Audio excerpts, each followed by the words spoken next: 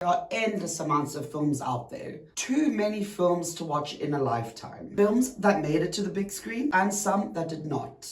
In any way, if you are lucky enough to have stumbled upon some of these films, then you know exactly what I am talking about. Welcome back, watchers. For today, we are creating a part 2 of films worth watching. But before we begin, don't forget to subscribe, turn on those notifications, and give the video a like.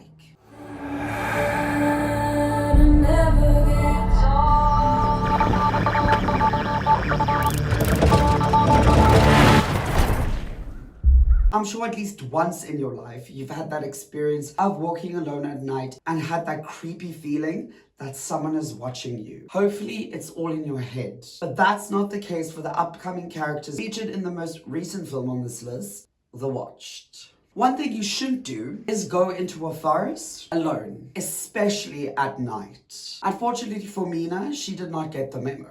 Mina is a 28-year-old artist who decided to travel to the Western Irish countryside. During the daytime, the forest is beautiful. However, it is easy to get lost. What everyone who entered the forest didn't know is that some horrifying creatures come out at night. Mina found this out when her car broke down in the middle of the darkening forest. It gets even more intense when Mia's car disappears. Wandering through the forest with just her parrot, she then stumbles across a group of survivors, but not before hearing a massive roar. Soon the film turns into a game of survival, trying to figure out a way to defeat the creatures and escape the forest before they are all picked off one by one. Taking the lead as Mina is the incredibly talented Dakota Fanning. Joining her is Georgina Campbell, Oliver Finnegan, Charles Camrose, and Olwen Fouere. Just a few names of an awesome cast. Let me know in the comments if you've watched this film and what you thought about it. Don't you want to know what they are? That's impossible.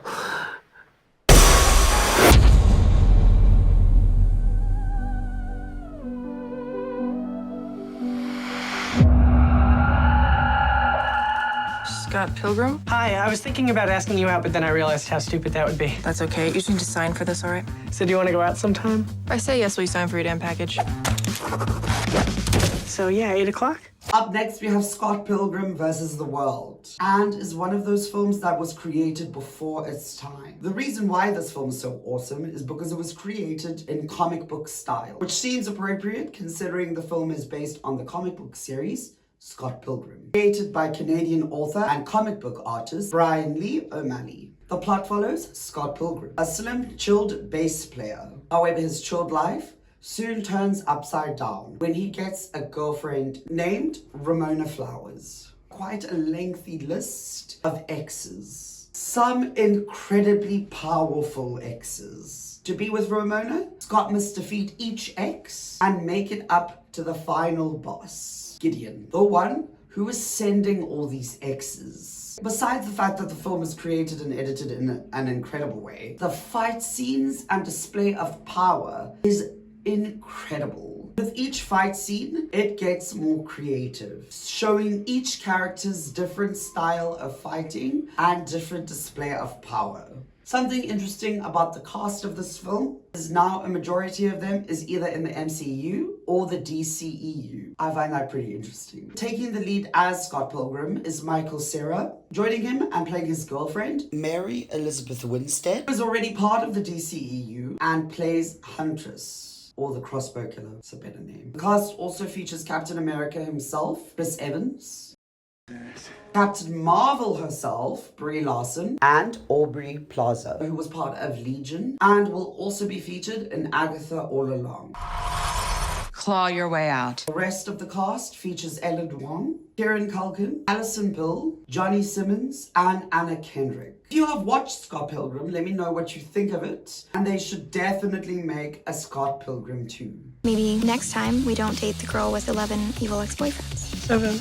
Oh, that's not that bad. Any acts of violence. Dude, we're about to go into battle. Why'd you even put that on? Everybody else was doing it. You know, I'm not really that comfy with the whole spearing part. Now I'm holding spears. Zombie films are always awesome, and there have been many different takes on the zombie theme. Films like Dawn of the Dead to Zombieland. You got a purty mouth.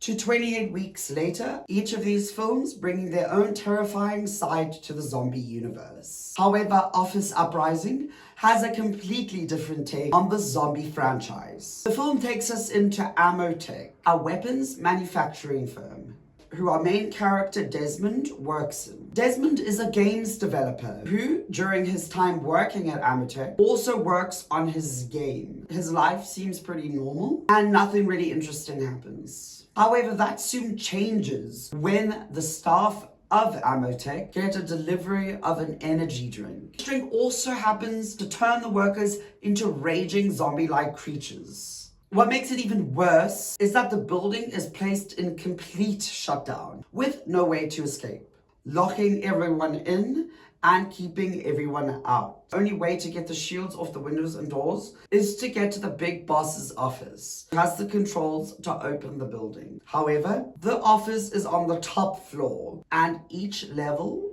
is infected with crazy zombie co-workers. So they have no choice but to fight their way right to the top. There are a few characters that did not take the drink, so he was not alone. The main character will be played by Brenton Thwaites. Joining him is Karen Sonny, Wayne Levy, Zachary Levi, Alan Richardson, Kurt Fuller, and Greg Henry. That's it for the video. I hope these films on this list are worth the watch. Make sure to comment your favorite film and we can make a part 3. Of course, before you go, don't forget to subscribe. Until next time.